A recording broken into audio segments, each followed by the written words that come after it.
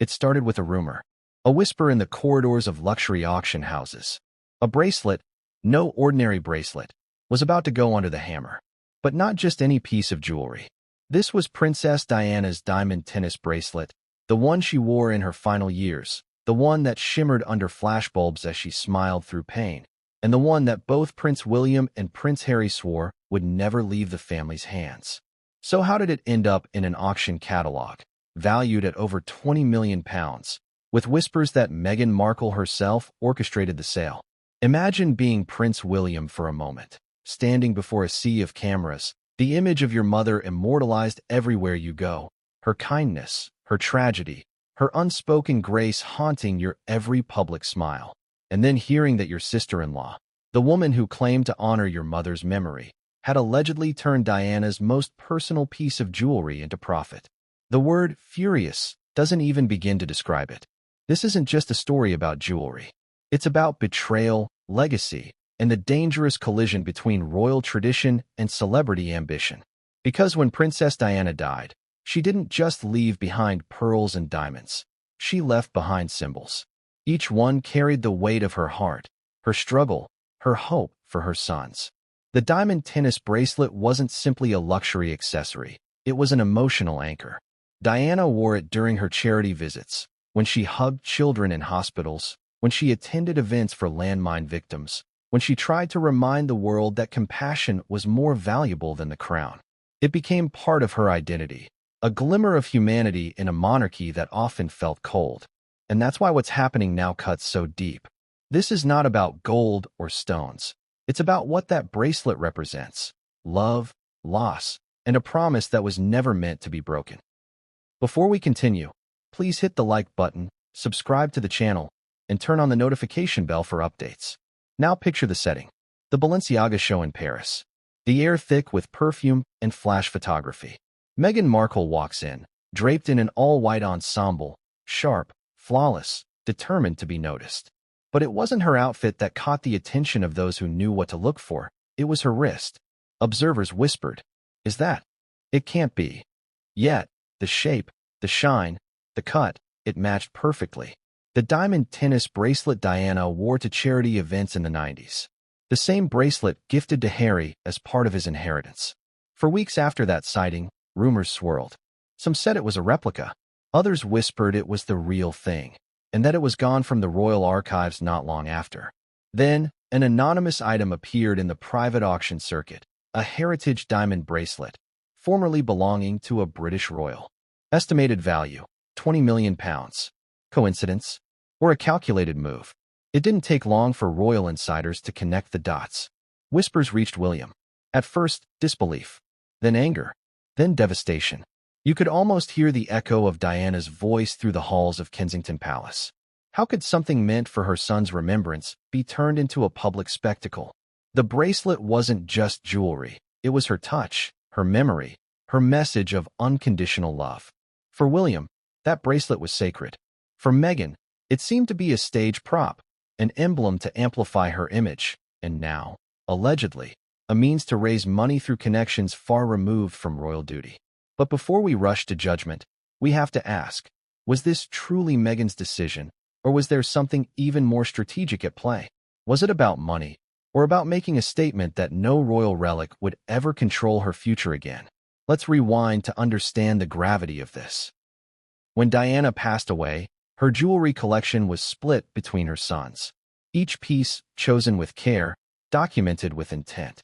The tennis bracelet, simple yet exquisite, went to Harry. It wasn't as showy as the tiaras or as grand as her sapphire ring, but it carried deep emotional meaning. Harry once said he wanted Meghan to have pieces of his mother, so she'd be part of our journey. That sentiment, once touching, has now become bitter irony. Because what began as a gesture of love has allegedly turned into one of the most public acts of royal defiance in modern history. It's as if the memory of Diana herself is being pulled into a tug-of-war between her sons' worlds, the duty-bound royal and the freedom-seeking exile. But this story isn't just about who owns the bracelet. It's about what the act of selling it symbolizes. Think about it. Diana's jewelry wasn't simply wealth, it was legacy. Each gem, each stone, was connected to moments the public adored her for. Selling one of those items isn't just selling a bracelet. It's selling a fragment of Diana's spirit. And in the eyes of William, that's unforgivable. Reports from palace insiders describe him as visibly shaken when he first heard the rumor.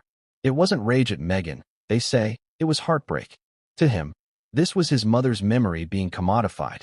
To Meghan, perhaps, it was reclaiming control of a narrative long shaped by others. Two entirely different worlds colliding once again, the heir versus the outsider. Now let's talk about timing. Why now? Why would this story resurface years after Meghan and Harry left royal life behind? That's where it gets fascinating. Sources claim the auction listing appeared shortly after Meghan's business ventures began struggling. Her podcast deal collapsed, her production project stalled, and the glamorous image she'd built post-royalty was showing cracks. Suddenly, she needed liquidity, relevance, and headlines. A royal bracelet, connected to Diana, worth millions. That's not just an asset, it's a storyline. Selling it could make her the center of the conversation again. And Meghan has always known the power of a narrative. Whether it's through interviews, documentaries, or photo ops, she understands the currency of attention. But this time, she may have miscalculated just how sacred this particular piece of history was. Imagine the shockwaves through the royal family. The word auction itself sends chills down the spines of palace officials. Royals don't sell, they preserve. Every heirloom, every diamond, is meticulously catalogued and guarded as part of Britain's cultural heritage. For one of Diana's most recognizable pieces to leave the family's hands would be a historic breach of royal protocol. It's not just a scandal, it's a cultural betrayal. And yet, as the details unfold, a more complex picture emerges. What if the sale wasn't driven purely by greed, but by resentment? What if Meghan viewed Diana's jewelry not as family property, but as a symbol of control? Control by an institution she believes tried to break her. Still, there's something haunting about it, isn't there? Diana fought her whole life to be more than an image. She wanted authenticity, compassion, humanity. And now, decades later, her most personal possessions are caught in the swirl of celebrity auctions and PR spin. What would she think of all this? Would she see Meghan as a woman trying to survive in a world that devours women who don't comply? Or as someone exploiting her memory to build her own empire? That's the contradiction that makes this story so electric. It's not black and white. It's love, pain, ambition, and loss tangled together under the blinding lights of fame. But let's not ignore the emotional weight on Prince William. He's not just reacting as a brother or a royal. He's reacting as a son. Every time Meghan wears something of Diana's, it stirs something raw in him. Not because he's possessive, but because he remembers the human behind the jewelry. The mother who hugged them, who fought for them, who cried behind closed doors so her children wouldn't see her pain. For William, the bracelet wasn't about fashion, it was about memory, about connection. And when he learned it was being put up for sale, insiders say he was utterly gutted. Not because of the price tag, but because it felt like losing his mother all over again. Yet there's another layer that few are willing to talk about. Harry. How does Harry fit into this? Was he complicit? Was he aware? Or was he blindsided too? Some sources claim he didn't know about the sale until after it was arranged. Others suggest he approved it quietly, reasoning that it belonged to his family, and he could do what he wanted with it. If that's true, the tension between the brothers has reached a point of no return. It's no longer about media narratives or interviews. It's about sacred things, private memories, promises made to a mother long gone. And here's where things start to take an even darker turn. Because this isn't just about Meghan allegedly selling the bracelet. It's about who she may have sold it to. There are whispers, unconfirmed but persistent, about the buyer's identity. A billionaire collector with connections to Meghan's philanthropic circle. Someone who's funded her projects before. Someone who sees Diana's bracelet not as heritage, but as investment. That possibility alone could ignite another international storm. Because if Meghan profited, directly or indirectly, from selling something tied so deeply to Diana's memory, the moral outrage could eclipse even her most controversial moments to date. Public reaction is already fierce. Social media flooded with hashtags, headlines screaming betrayal, commentators drawing parallels between Diana's empathy and Meghan's perceived opportunism. But not everyone agrees. Some argue Meghan is simply reclaiming what was rightfully given to her through Harry.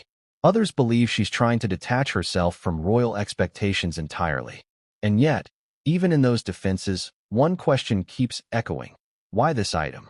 Of all the jewels, of all the heirlooms, why the one most associated with Diana's legacy of compassion? It's as if, intentionally or not, Meghan has reignited the ghost of the woman whose memory still defines the monarchy. Every great royal scandal begins with a symbolic act. And this one, selling Diana's bracelet, might be the most symbolic of all. It pits tradition against independence, reverence against rebellion, memory against ambition. And at its heart, it reopens an old wound between two brothers who once swore they'd protect their mother's memory together. That promise now feels broken. But what if this auction wasn't just a sale? What if it was part of a larger pattern? One that shows Meghan's growing detachment from the royal family, and her willingness to use what's left of her royal association as currency in a new kind of marketplace, the marketplace of global celebrity. Because behind the glamour, behind the luxury, lies something far more telling, a desire to control the narrative, no matter the cost. And in doing so, she may have crossed a line the monarchy will never forgive. Still, this story isn't over. The bracelet's journey from Diana's wrist to Meghan's possession to an anonymous buyer's vault is just one thread in a far bigger web of hidden motives, family confrontations, and power plays. Each move has consequences. Each secret has a price. And as we peel back the layers, we'll discover that what happened with the bracelet was only the beginning of a scandal that cuts straight to the heart of royal bloodlines and moral boundaries. Because if William's fury is any indication, the war between duty and defiance is far from over. And the next revelation about how this bracelet disappeared, who helped make it happen, and what was said behind palace doors, will make this entire story explode into something even the royal family can't contain. And that's where we begin. The bracelet that broke the bond. But what came next would change everything, and no one saw it coming. They say some objects carry souls, that they remember, that they absorb the emotions, tears, and memories of the people who wore them. If that's true, then Princess Diana's diamond tennis bracelet is more than just a piece of jewelry. It's a silent witness to love, loss, and legacy. It's seen the world's adoration, the loneliness of palace walls, and now, decades later, it has found itself at the center of a storm that could tear apart what's left of Diana's family. To understand how a single bracelet could ignite such fury, we have to go back to when it first sparkled under the soft lights of a royal gala, resting on the wrist of a woman the world would never forget. It was 1987. Diana arrived at a charity event supporting London's Great Ormond Street Hospital, dressed in pale blue silk, radiating warmth. As the cameras flashed, the light caught her wrist, delicate, elegant, lined with diamonds so brilliant they seemed almost alive. But what made the bracelet special wasn't its sparkle, it was its story. Unlike the extravagant tiaras and priceless jewels she often borrowed from the royal vaults, this one had been a personal gift. Rumor has it, it came from a close friend, a reminder that not everything she wore needed a crown's permission. It symbolized something deeply personal, her independence, her humanity, her quiet rebellion. She wore that bracelet many times afterward, at charity dinners, at school visits, even during moments of personal struggle. Watch the old footage closely. You can spot it on her wrist when she shook hands with children in Angola, when she comforted AIDS patients, when she smiled at people society had forgotten. The diamonds gleamed against her skin, catching the light in every frame, as if echoing her spirit. To Diana, that bracelet wasn't wealth, it was identity. It was her way of saying, I am more than what the institution tells me to be. Now, fast forward to the late 1990s. After Diana's tragic passing, her jewelry was cataloged, photographed, and stored, each piece carefully divided between her sons, as outlined in her will. The tennis bracelet, modest compared to royal tiaras but unmatched in sentiment, was earmarked for Harry. She had chosen it for him specifically, they say, because it represented something personal and unpretentious. Diana always saw Harry as the more emotional one, the one who'd wear his heart on his sleeve. Giving him something she cherished privately rather than publicly made perfect sense. William would inherit symbols of duty, the sapphire engagement ring, the official tiaras. Harry, she believed, would inherit symbols of warmth. The bracelet became that bond, that bridge between mother and son. For years, it remained tucked away. Then came Meghan Markle, a Hollywood actress turned duchess, with a charisma that both fascinated and unnerved the royal circle. From the moment she entered Harry's life, she became the center of attention. Every appearance, every word, every outfit was dissected. But there was one moment that stood out: the day she first wore Diana's bracelet. It was May 2018, just days before the royal wedding. Cameras zoomed in on her wrist during a public event, and the world gasped. The diamond bracelet glistened, unmistakably Diana's. The symbolism was powerful, the new duchess wearing a piece once belonging to the people's princess. The gesture was meant to honor Diana, but for some inside the royal family, it stirred something deeper, more complicated. You could almost feel the tension in the air that day. For William, the bracelet was sacred, a private link between mother and sons, never meant for display. But to Meghan, it was a connection to the legend she was stepping into. It wasn't about disrespect, it was about visibility.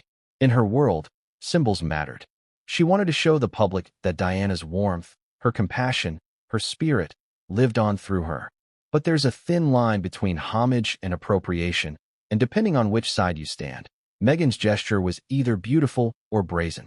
That was the first spark, the moment the bracelet stopped being a relic of love and became a point of contention. As months passed, Meghan wore it again, during the royal tour of Australia, at the opening of the Oceania exhibition, and even during interviews that subtly echoed Diana's humanitarian legacy. Every time she wore it, headlines followed. The message was clear: Meghan was channeling Diana. Whether intentional or not, it stirred discomfort among those who still mourned the late princess privately. The palace's staff, bound by protocol, said nothing publicly. But behind the scenes, whispers began. There were concerns that the jewelry, especially pieces of sentimental value, were being turned into props, stage symbols in Meghan's global rebranding. For William, that was a red line. But here's where things turn. In 2021, after Harry and Meghan stepped back from royal duties, the bracelet disappeared from public sight. At first, no one noticed. With the couple relocating to California, it was assumed that Harry had taken his mother's keepsakes with him. But according to several accounts from within royal circles, a private inventory later revealed that the bracelet was no longer registered under family holdings. No formal loan, no documentation, no transfer note. It was simply gone. And that's when quiet concern began turning into alarm. Behind closed doors, conversations grew tense. William allegedly demanded answers. Where was it? How could something so personal, so valuable, vanish without notice? Those close to him say his reaction was a mix of heartbreak and anger. It's not about the money, one insider recalled him saying. It's about Mom. Harry, cornered, reportedly assured him it was safe. But safe where? And under whose care? For months, the topic went quiet. Until, that is, the photos emerged. Meghan at Paris Fashion Week, dazzling in white. Confident. Radiant. But there, glinting under the lights, was a diamond bracelet that looked eerily familiar. Experts noticed. Fans noticed. And within hours, speculation exploded online. Could it be the same bracelet Diana wore to the hospital charity event in '87? Could it be the one Harry inherited? The one meant to stay within the family forever? Meghan's team remained silent. The palace did not comment. But within the royal circle, that silence was deafening. Because to those who knew the truth, the weight of that jewelry, the memories it carried, it wasn't just a fashion choice. It was a statement. A line crossed. You see, royal jewelry isn't private property in the traditional sense. Yes, individual members may inherit items, but they're custodians, not owners. These pieces belong to history, to the legacy of the crown and the people who revered it. Wearing them comes with responsibility. Selling them? That's unthinkable. And yet, whispers began suggesting that the bracelet's appearance in Paris wasn't a coincidence at all, that it was part of a strategy. A farewell tour, as one insider cruelly put it. One last display before its quiet disappearance from the public eye. The bracelet, once a symbol of Diana's empathy, had now become a symbol of division. It marked the invisible wall between the royals and the Sussexes, a wall built from distrust, wounded pride, and two very different definitions of legacy. For William, Legacy meant preservation. For Meghan, it meant reinvention. One cherished the past, the other tried to rewrite it. And caught between them, as always, was Harry. Torn between loyalty to his wife and the echo of his mother's memory. Now imagine the bracelet itself, locked in a vault somewhere, untouched, silent. It has witnessed Diana's tears, her laughter, her compassion. It has felt the pulse of her kindness. And now it's part of a modern scandal she could never have imagined. Its diamonds once reflected the camera flashes that adored her. Now, they glint beneath the lenses of gossip magazines and auction house spotlights. What would Diana think? Would she defend Meghan's right to independence? Or would she see it as a distortion of everything she stood for? No one can answer that, but the irony is cruel. The woman who hated being treated like property now has her memory traded like currency. And yet, this story keeps twisting, because what seemed like a personal decision may have involved far more people than anyone realized. Auction houses don't operate on emotion, they operate on legality. For such a high-value item to be accepted, it must come with proof of ownership, certification, and consent. Meaning, if Meghan, or anyone close to her, submitted it, there's paperwork somewhere that ties the act to a name. Quiet deals, hidden clauses, NDAs. This wasn't a spontaneous act.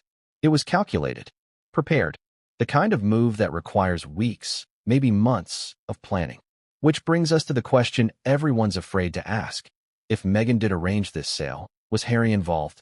And if he wasn't, how much does that say about the current state of their marriage? Insiders claim tension between them has grown over finances, privacy, and reputation.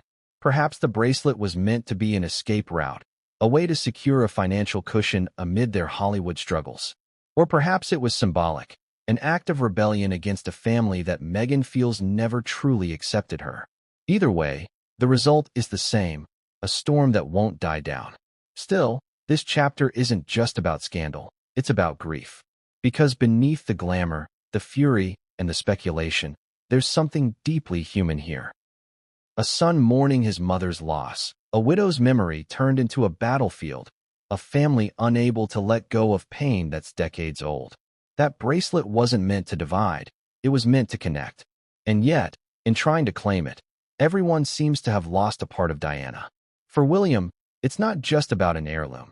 It's about what's left of his mother that still feels real. For Meghan, it's about carving her own story out of one she was never meant to inherit. For Harry, it's about reconciling those two truths and realizing he might not be able to keep both. The bracelet has become a mirror, reflecting everything fractured between them: love, loss, ambition, resentment, and grief. But what if this isn't where the story ends? What if the bracelet's disappearance wasn't just about sentiment or greed, but about something much larger? Because, as you'll soon see, what followed wasn't merely a family dispute. It was a series of deliberate moves, secret exchanges, and shocking revelations that turned this single bracelet into the centerpiece of one of the most explosive royal scandals in decades. And when the truth about how it reached the auction block finally surfaced, it didn't just shatter public trust. It shattered the last remaining bond between two brothers who once stood side by side at their mother's grave. Because while Diana's bracelet once symbolized love, it now carried the weight of betrayal. And what happened next proved that even in death, Diana's legacy could still ignite a royal war no one could stop. But that's only the beginning, because in the next chapter, the bracelet doesn't just disappear. It reemerges in the hands of people no one expected. And its journey from heirloom to headline will leave even the royal family speechless. They say when something sacred becomes public, it loses its soul. That's exactly what happened the moment Princess Diana's diamond tennis bracelet went from being a private heirloom, a cherished memory between mother and son, to a public headline flashing across screens around the world. It started subtly. A photograph here, a fashion blog post there, then a sudden viral spark that transformed a family keepsake into global gossip. By the time the story broke, it wasn't just about jewelry. It was about identity, respect, and power, three things that have defined Meghan Markle's every move since marrying into the royal family. And this time, the power play would cost her more than she could imagine. At first, it seemed harmless enough. Meghan had always loved making statements through fashion. Every outfit she wore told a story, sometimes of elegance, sometimes of rebellion. But when she started wearing Princess Diana's jewelry, the tone shifted. She wasn't just dressing up, she was rewriting royal symbolism.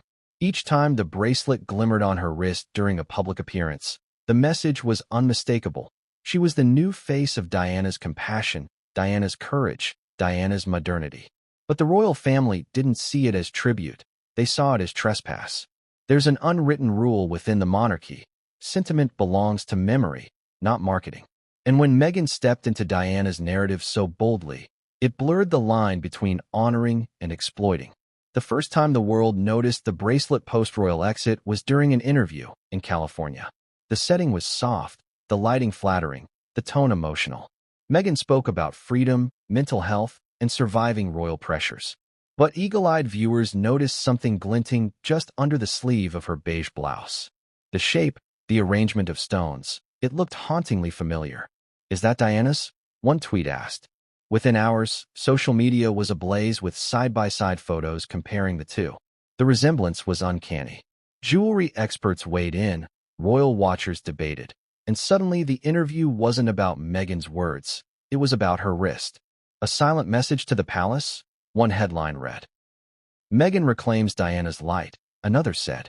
But for those inside Kensington Palace, the reaction wasn't admiration, it was dismay. Behind closed doors, senior aides were furious. For them, this wasn't symbolism, it was provocation. Diana's jewelry was supposed to remain within the bounds of family discretion, not become ammunition for televised emotion. And for William, it hit even harder. Watching the interview, knowing that the bracelet once wrapped around his mother's wrist, he reportedly felt something snap inside him. One palace insider said he muttered, "That was meant to stay private." He didn't call Harry that night. He couldn't. The distance between them had already grown too wide, and this moment only deepened the fracture. Meanwhile, Meghan's camp played it differently. To her, every appearance, every headline was part of shaping her own narrative. She wasn't just the Duchess of Sussex. She was the continuation of Diana's empathy, updated for a new generation. Her defenders insisted it was a tribute. "She's reminding the world of Diana's legacy of compassion," one PR strategist said. But others, even those close to the Sussexes, admitted privately that Meghan understood exactly how much attention the bracelet would draw. "She knows symbolism," one Hollywood stylist whispered. "She knows how to use it." And that's when the bracelet stopped being a symbol of love. It became a tool of strategy. Weeks later, a glossy magazine cover sealed the transformation. Meghan posed in an elegant black gown, minimalist makeup, hair perfectly slicked back. On her wrist, the unmistakable diamond tennis bracelet. The accompanying headline, "Reclaiming the Legacy." The cover went viral. The symbolism was clear. Meghan was positioning herself as the modern heir to Diana's compassion and influence. But in royal circles, it was interpreted as something far less flattering, an attempt to eclipse the very family that once embraced her. And the reaction was swift. According to reports, William was livid. He saw it as the ultimate betrayal of their mother's memory, a public display turning something intimate into spectacle. That's not what she would have wanted, he was overheard saying. Even Charles, who often avoids conflict, reportedly expressed concern that the late princess's image was being traded for branding. The palace PR team scrambled to control the damage, issuing quiet, no comments to every inquiry, hoping the story would fade. But the media doesn't let go easily. Not when emotion, glamour, and scandal are involved. Within days, tabloids began investigating the bracelet's provenance. How exactly did Meghan acquire it? Was it officially gifted or simply borrowed? The deeper they dug, the murkier it became. That's when the cracks in the story began to show. A former royal jeweler anonymously claimed that Diana's original bracelet had specific engraving markings known only to palace staff. When zoomed-in photos of Meghan's bracelet surfaced, those same details appeared to match. It was the same piece, no replicas, no copies. So how did it travel from the royal collection to Montecito? Officially, Harry was allowed to keep certain items from Diana's estate. But there was one critical catch. He couldn't sell or transfer them without family approval. That clause, quietly added at the time of division, was meant to protect Diana's legacy from commercial misuse. And yet, as the evidence mounted, it became clear that the bracelet was no longer just missing. It was circulating in public spaces without any official documentation. That's when the headlines turned sharp. Where is Diana's bracelet? Royal heirloom missing from archives. Was it sold? Each article added a layer of suspicion. Meghan's public image, already polarizing, began to fracture even further. Supporters saw it as media harassment. Critics saw it as validation of what they'd always suspected, that Meghan was willing to turn royal heritage into currency. And in the middle of it all, Harry looked exhausted. In public, he defended her choices. In private, according to close sources, he was torn. He knew the sentimental value that bracelet held for his brother and for him. But he also knew Meghan's need to assert control over her narrative. It was a battle between heart and strategy, and the bracelet became collateral damage. When news of a potential auction broke, the tension reached boiling point. A luxury auction house in Geneva received an inquiry about selling a notable diamond tennis bracelet of royal provenance. The listing was discreet. No names, no direct references. But those in the jewelry world are experts in patterns.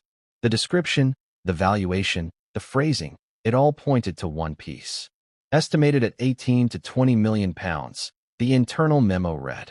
The timing was suspiciously close to Meghan's Paris Fashion Week appearance, where she was last seen wearing it. Insiders whispered that the auction listing had been prepared weeks in advance, under the name of a private LLC registered in California. To most people, that would seem like coincidence. To the palace, it was proof. By now, William's frustration had evolved into disbelief. Sources close to him described a man haunted by the thought of his mother's bracelet being displayed under a glass case for wealthy collectors to bid on.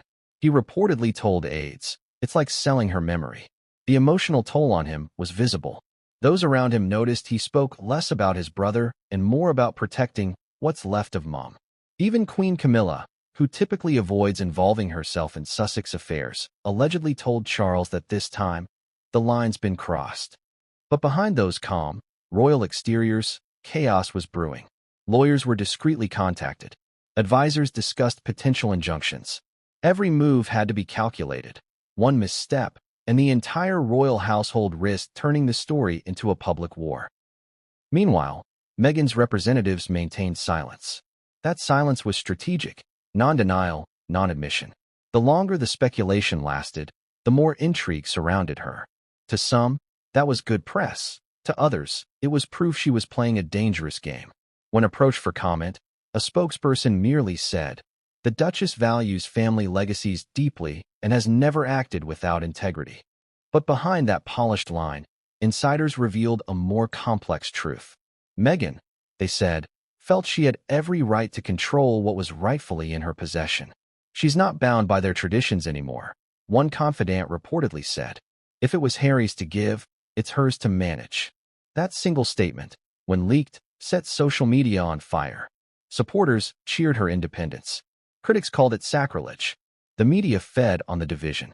But while the public debated morality, something far more serious was happening in private.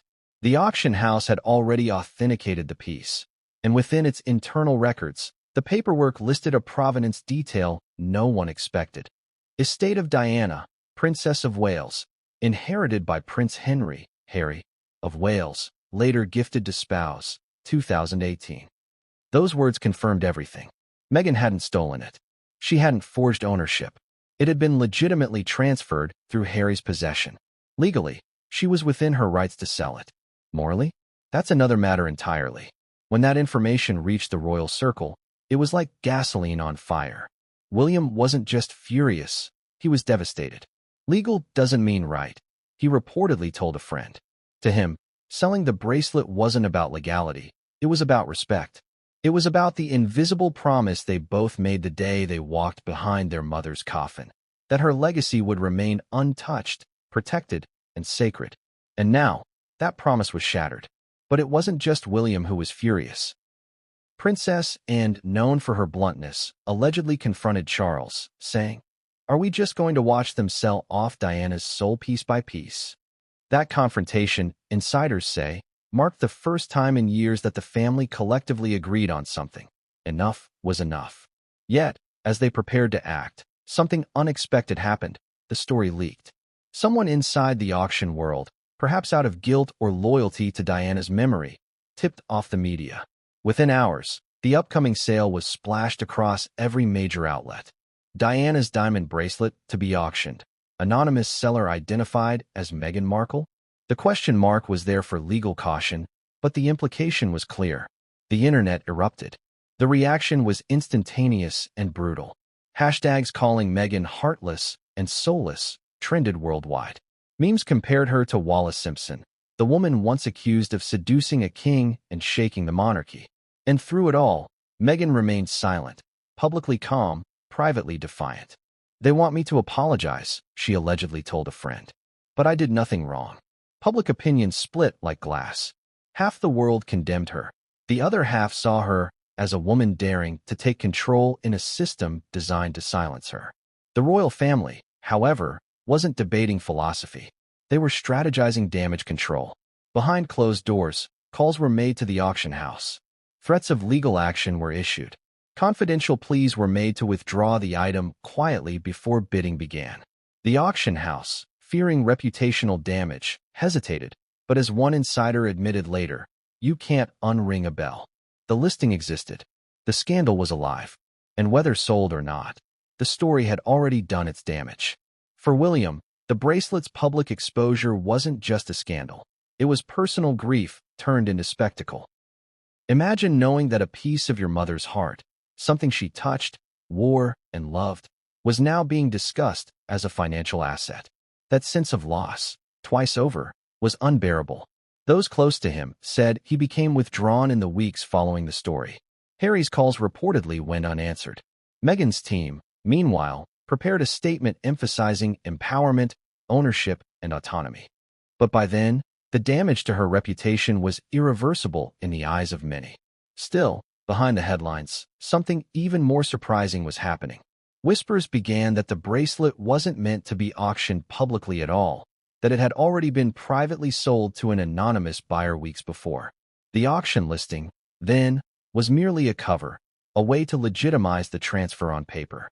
And if that's true, then everything that followed, the outrage, the fury, the denials, was all part of a much larger and more deliberate operation.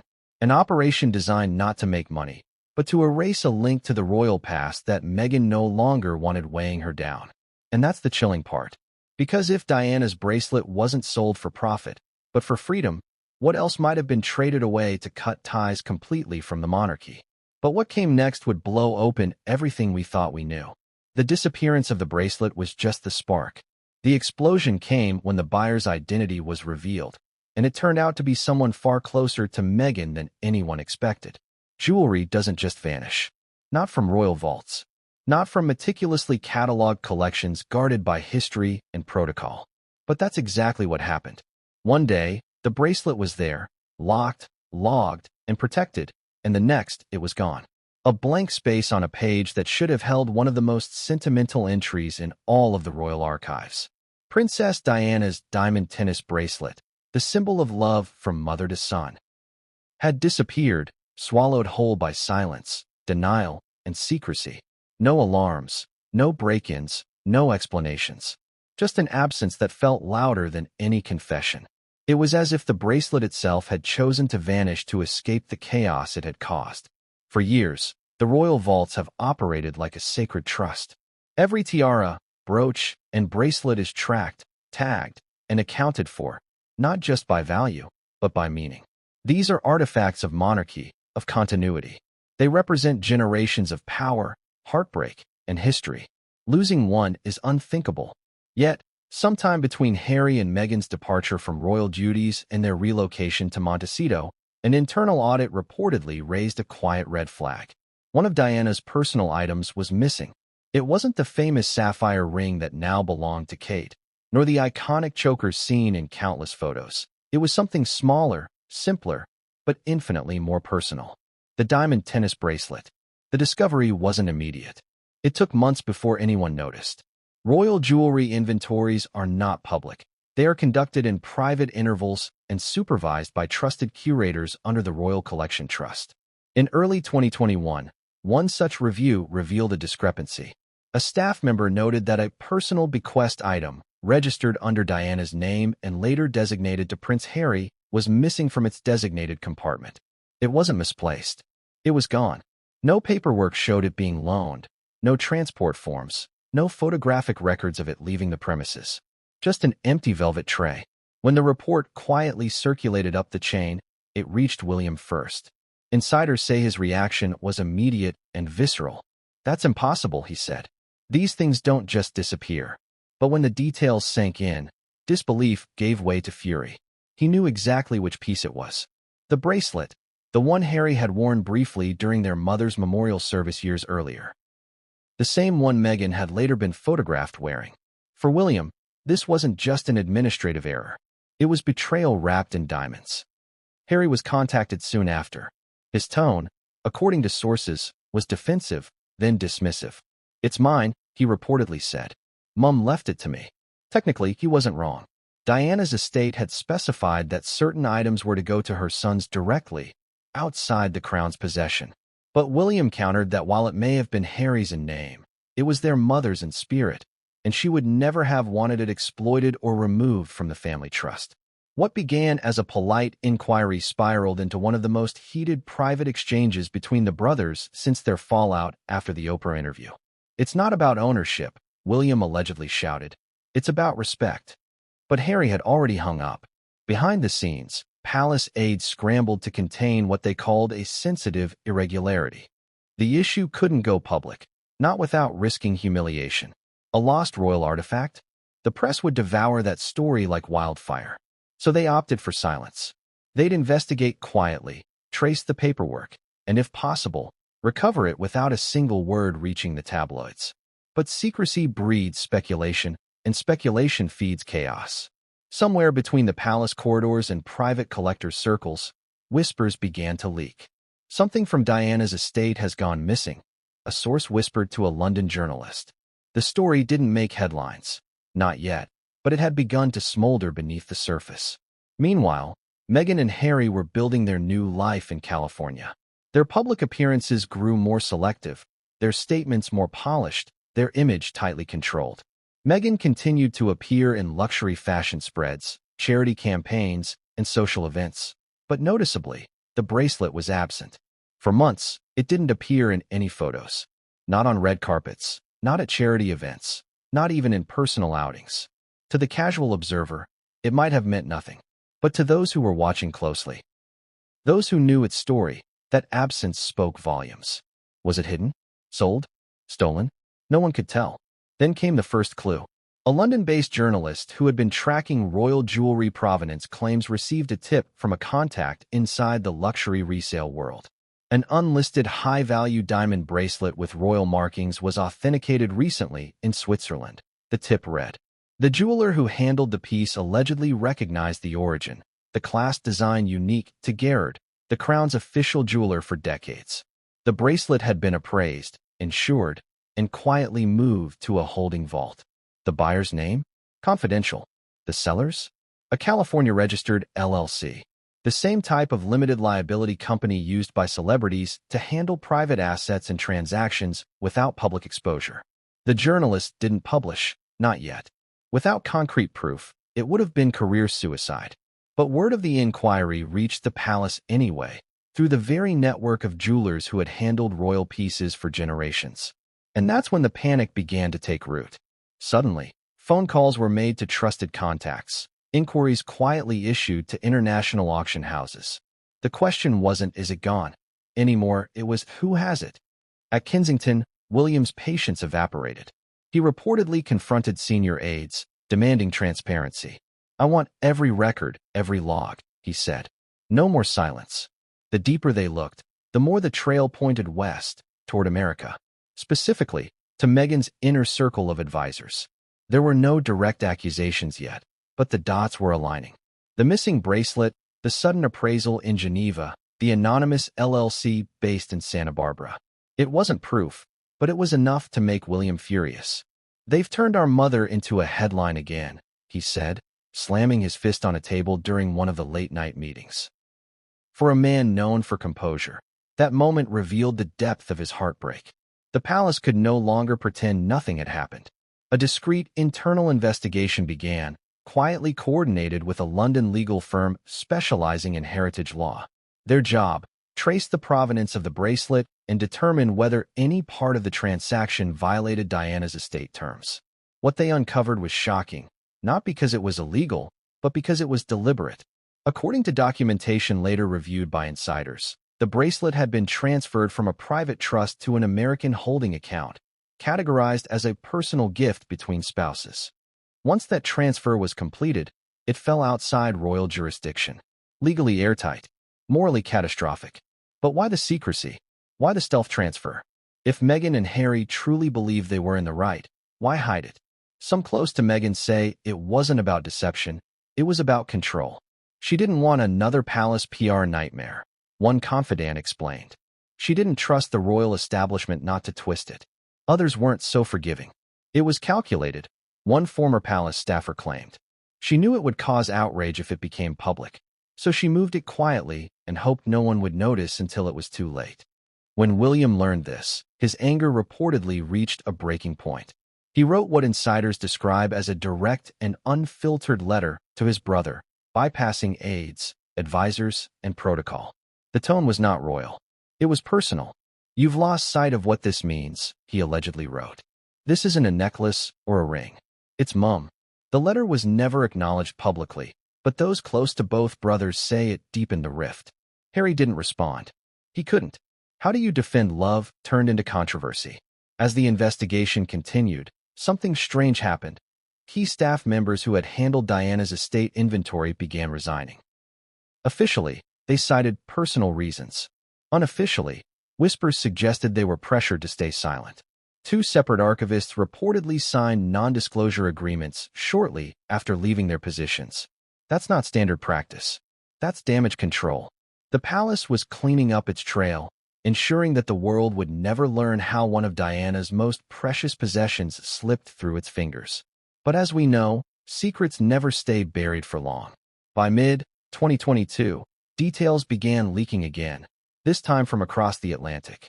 A jewelry curator in Los Angeles mentioned, off-record, that he'd recently appraised a historic British piece for a high-profile client.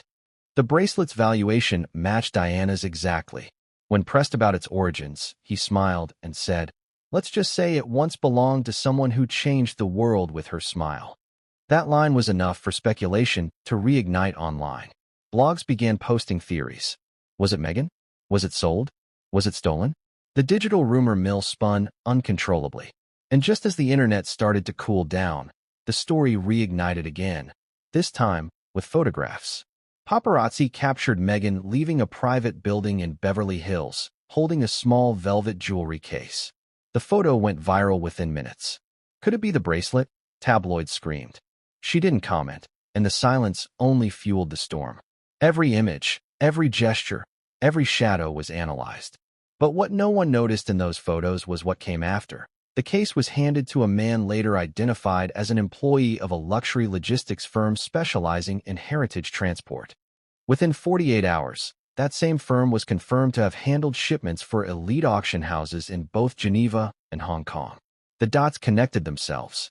By the time the palace caught wind, the trail had gone cold. The bracelet had already crossed borders. And with international ownership laws protecting private buyers, even the royal family's influence had limits. Once it's gone, one legal expert explained, it's gone. You can't reclaim sentiment. That truth hit William hardest. Sources described him as haunted. The thought that something so sacred, something his mother had touched, was now locked in a stranger's vault halfway across the world. Unreachable, unseeable. Felt like losing her all over again. Still, not everyone inside the palace wanted to let it go. Princess and reportedly took matters into her own hands. Known for her no-nonsense pragmatism, she reached out to contacts within the jewelry world personally. "We protect our own," she was overheard saying. And that includes Diana. Her involvement reignited hope among royal loyalists that the truth might one day surface. But as Anne was preparing to step into the fray, something unexpected happened. The very auction house that had authenticated the piece suddenly found itself at the center of a media leak. Internal documents surfaced showing provenance details linking the bracelet to the estate of Diana, Princess of Wales. It was undeniable proof. The missing heirloom had passed through their hands. And yet, the identity of the buyer was redacted. Black ink where the name should have been. Who had it now? A collector? A friend? Or someone far more connected to Meghan's circle than anyone dared to believe? The palace demanded answers. The auction house refused. Confidentiality clauses protected them. Without legal grounds, the royal family was powerless. The press caught wind, and once again, the headlines screamed betrayal. Diana's bracelet sold. William devastated as Meghan stays silent. The narrative was complete. Meghan had said nothing, and her silence was treated as confession. But in the middle of this chaos, a new whisper began spreading, one so shocking that even palace aides didn't want to believe it. Because while everyone was focused on the sale, on the money, and on the headlines, they'd missed something crucial. The bracelet might not have gone to a stranger at all. It might have ended up in the hands of someone who knew Diana personally, someone from her past, someone who had waited decades to possess it for reasons no one yet understood. And when that name finally surfaced, it would send shockwaves through the monarchy and expose the fact that this wasn't just about jewelry anymore. It was about secrets buried with Diana herself. Because whoever had the bracelet now wasn't done with it. There's a point where anger stops being loud and becomes cold, icy, deliberate, and dangerous. That's the kind of fury that began to radiate from Prince William the moment he learned the truth. Princess Diana's bracelet hadn't just disappeared. It had been moved, sold, authenticated, and hidden. To him, it wasn't just a family betrayal, it was a desecration. Because in William's world, certain things aren't touched. Not his mother's memory, not her legacy, and definitely not the symbols of her love. But this was a line not just crossed, it was shattered. Those who were there that week say you could feel the tension vibrating through Kensington Palace. Staff moved quietly. Advisors whispered behind closed doors. Even security teams spoke in hushed tones.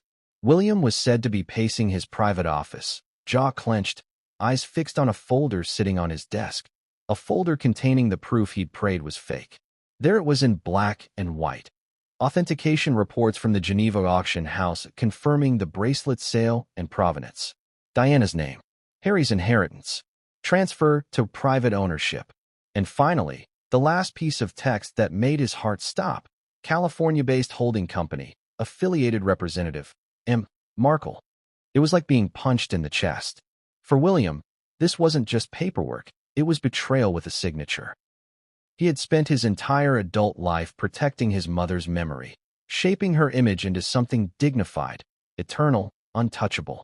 And now, that same legacy was being turned into a bargaining chip in a celebrity marketplace. To understand his rage, you have to understand what that bracelet represented to him. It wasn't gold or diamonds. It was the echo of every night he'd sat beside Diana after the cameras stopped flashing. The laughter she'd shared when the world wasn't watching. The tears she wiped from his eyes when his father's absence became too much. The bracelet had been a witness to love, and now it was evidence of loss. Those closest to William described that moment as one of transformation. The calm, diplomatic prince disappeared. What replaced him was a son ready to fight. One senior aide later told a reporter, "It was the first time I saw him lose the composure drilled into him since birth." William reportedly slammed his hand against the table and said, "I'm done staying quiet." Within hours, he ordered an emergency meeting, not with the courtiers or the PR team, but with his inner circle, a small group of trusted confidants, including his private secretary, an old family friend, and 2 legal advisors specializing in royal estates. The message was clear. This would not be swept under the rug. Inside that private meeting room, the atmosphere was electric. Papers rustled, voices cracked, and phones buzzed with calls from frantic staffers. William wanted answers. When did she move it? Who authorized it? How long have you known? No one had clean answers. All they had were fragments, timelines that didn't match, signatures that looked rushed, and a trail of legal maneuvers that led straight to Montecito. Each revelation tightened the knot in William's chest. "So she sold it," he finally said, his voice low, restrained, but trembling with rage. "She actually sold Mum's bracelet." An aide tried to calm him, suggesting they handle it quietly, diplomatically, but that only made things worse. William's response was immediate. Diplomacy is how we lost control the first time. He was referring, of course, to the years the palace had spent managing the narrative of Diana's life, smoothing over the pain, softening the truth, hiding her tears behind curated smiles. And now, decades later, history was repeating itself. Another woman, another war of image versus integrity. Meanwhile, Harry was reportedly blindsided. Or at least, that's what he claimed. Friends close to him insist he didn't know the bracelet had officially changed hands until the news reached London. He thought it was being appraised, one insider revealed. He didn't realize it had been finalized. But whether he knew or not, it didn't matter to William. From his perspective, ignorance wasn't innocence. He saw it as complicity. If he didn't know, it's because he didn't want to know, William told an aide. And that's worse. The brothers hadn't spoken directly in months. But this incident reignited every buried emotion: grief, resentment, guilt. William felt betrayed. Harry felt cornered. And the palace, always eager to maintain control, found itself facing an emotional explosion it couldn't contain. The meltdown wasn't public, not yet, but within royal walls, it was seismic. Staff began choosing sides. Some sympathized with Meghan's independence, whispering that she was being treated unfairly again.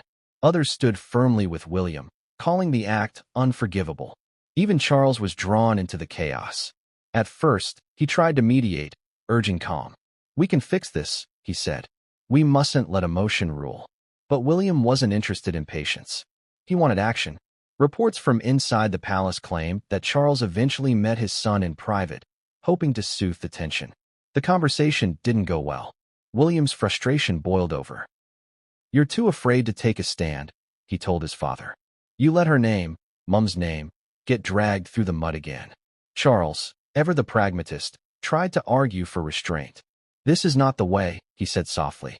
But William's eyes burned. "What way is left, then? Pretend she didn't just sell part of our family." That was the moment Charles realized this wasn't about reputation anymore. It was about raw grief. The kind that never heals, no matter how many crowns or titles try to cover it. And then, the meltdown spread beyond the palace. News outlets caught wind of internal tension at Kensington. Leaked emails hinted at a heated confrontation. Overnight, the press went into overdrive. William furious at Meghan over missing heirloom. Palace in crisis. Diana's bracelet sparks family feud. The tabloids didn't have all the facts, but they didn't need them. The emotion was enough. Suddenly, the private family heartbreak was front-page material. William's fury had become public currency. Behind the scenes, it only intensified. The palace switchboards lit up with calls from reporters, donors, and officials demanding statements. Advisors begged William to release a calm, dignified response, something to defuse the storm. He refused. "No more statements," he said. "If they want to hear from me, they'll hear the truth." He began drafting his own words, not a press release, but a speech. Something that would remind the world what Diana truly stood for, stripped of PR polish. It was risky, unorthodox, and the palace hated it. But William didn't care. He was no longer protecting the institution. He was protecting his mother. Meanwhile, Meghan's camp was equally busy. Her team scrambled to manage the narrative, contacting key journalists to insist that the sale was misinterpreted and funds were directed toward charitable causes. But the damage was already spreading faster than spin could contain it. Online discussions exploded with polarized takes. Half calling Meghan heartless, the other half defending her right to reclaim her narrative. What no one knew, however, was that Meghan herself wasn't as calm as her statements implied. Those close to her described her as angry and shaken. She reportedly felt ambushed by the family's outrage, insisting, "I didn't sell it to a stranger. It's still safe. It's still close." That last sentence sent chills down the spines of those who heard it. Safe. Close. What did that mean? Was it in a private vault? With a friend? Or was there something else behind the curtain? Rumors started swirling that Meghan hadn't sold the bracelet for money at all, but for something intangible. Influence. Control. Freedom from the narrative that had haunted her since the moment she married into the royal family. And if that was true, William's anger wasn't just about loss. It was about realization. He was starting to understand that this wasn't a scandal born from greed. It was a rebellion born from resentment. Still, Fury consumed him. His calls to Harry grew sharper, shorter. One exchange reportedly ended with William saying, "You've lost her, Harry, and now you're losing Mom, too." The silence on the line afterward was heavy. When Harry finally replied, it was just 4 words: "You don't understand us." That was the last time they spoke for months. Inside the palace, the meltdown took on a new phase: containment. Lawyers were brought in to explore moral restitution. Could they buy the bracelet back discreetly? Could they persuade the buyer to return it? But none of that mattered to William. "You can't buy integrity," he said flatly. He didn't want to purchase it back. He wanted accountability. He wanted someone, anyone, to admit that Diana's memory had been exploited. The walls of the palace had seen many scandals, but this one cut differently. This one felt like bloodline betrayal. And then came the outburst, the one staffers still whisper about. Late one night, after another meeting ended with no progress, William reportedly walked through the gallery at Kensington, where portraits of past monarchs hung in silence. He stopped before Diana's photograph, the one taken during her last charity gala, the bracelet sparkling faintly under the lights.